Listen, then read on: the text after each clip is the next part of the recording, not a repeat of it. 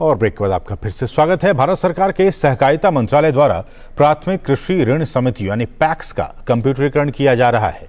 कृषि ऋण समितियों के कंप्यूटरीकरण से ग्रामीण अर्थव्यवस्था को गति और किसानों को लाभ मिल रहा है। देखिए ये खास रिपोर्ट।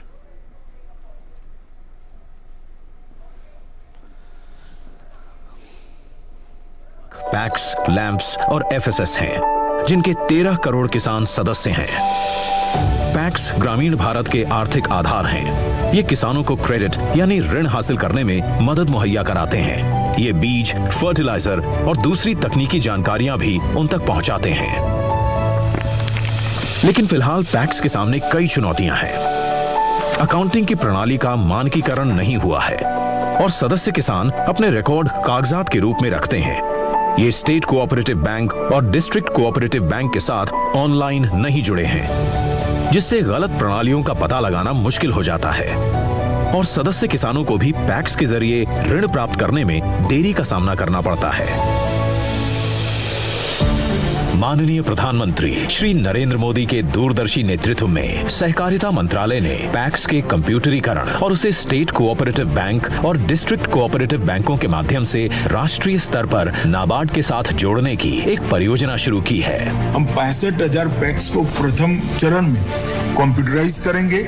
इसका एक अच्छा सॉफ्टवेयर भी भारत सरकार का सहकारिता विभाग बना रहा है, जिसमें सारे काम को समाहित कर दिया जाएगा। माननीय गृह और सहकारिता मंत्री श्री अमित शाह के दिशा निर्देश में 2,516 करोड़ रुपए की कुल लागत से 63,000 पैक्स कंप्यूटरीकृत किए जाएंगे।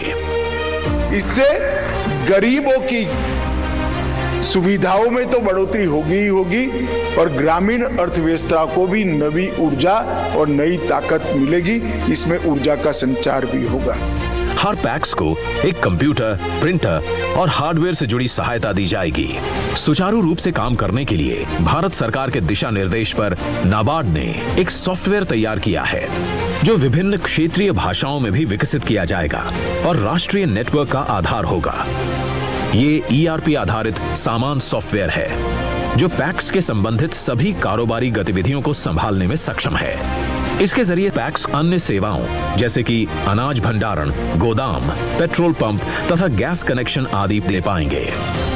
पैक्स के कंप्यूटरीकरण से सहकारी बैंकों द्वारा किसानों को दी जाने वाली 5 लाख करोड़ से अधिक की धनराशि का मानकीकरण ऑनलाइन हो जाएगा, जिससे STCB और DCCB की भागीदारी और मजबूत होगी। नाबार्ड द्वारा 5 साल की अवधि के लिए मदद उपलब्ध कराने के उद्देश्य से सिस्टम इंटीग्रेटर्स को नियुक्त किया जाएगा और सदस्यों को प्रशिक्षण भी दिया जाएगा। पर यह कंप्यूटरीकरण किसानों को कैसे फायदा पहुंचाएगा? इस सॉफ्टवेयर से पैक्स के कार्यकलापों में पारदर्शिता आएगी तथा डिस्ट्रिक्ट रजिस्ट्रार द्वारा ऑनलाइन ऑडिट संभव हो पाएगा। सिस्टम पेपरलेस होगा, पैक्स का खर्च घटेगा, कामकाज में कार्यकुशलता बढ़ेगी और कारोबार भी बढ़ेगा। छोटी अवधि के ऋणों की स्वीकृति की प्रक्रिया में तेजी आएगी और लेन देन की लागत भी घटेगी। किसान ऋण संबंधी सेवाओं को अपने घर से ही प्राप्त कर सकेंगे। ऐसे कंप्यूटरीकृत नेटवर्क से किसान राज्यों और केंद्र सरकार की योजनाओं और सेवाओं का आसानी से लाभ ले पाएंगे। जो भी किसान का डाटा है, चाहे लोन संबंधी डाटा है, उसकी कितनी किस्त बैठती है, जो भी हिसाब है वो ऑनलाइन होगा। इसलिए जो लेन देन में जो एक पारदर्शिता आएगी वो इस कंप्यूटराइजेशन की वजह से आएगी। पैक्स के क्षेत्र में एक बड़ी शुरुआत हो चुकी है। अभी तक मंत्रालय को 24 राज्यों और 4 केंद्र शासित प्रदेशों से 58,000 से ज्यादा पैक्स के प्रस्ताव प्राप्त एवं स्वीकृत हो चुके हैं।